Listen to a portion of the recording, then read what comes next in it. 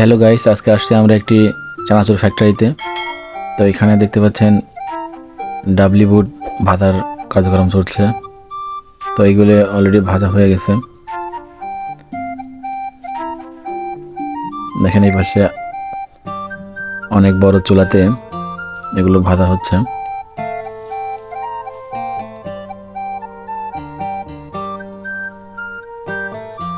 একদম টকবক করে ফুটছে তেল।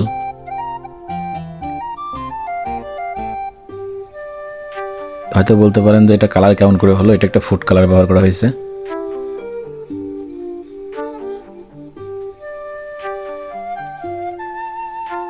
এই দেখতে পাচ্ছেন অনেক সুন্দর লাগছে দেখতে।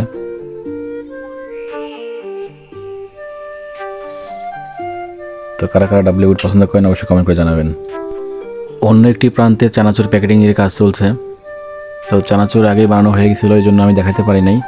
তো অন্য কোনো ভিডিওতে অবশ্যই আপনাদের চানাচুর বানানো দেখাবো।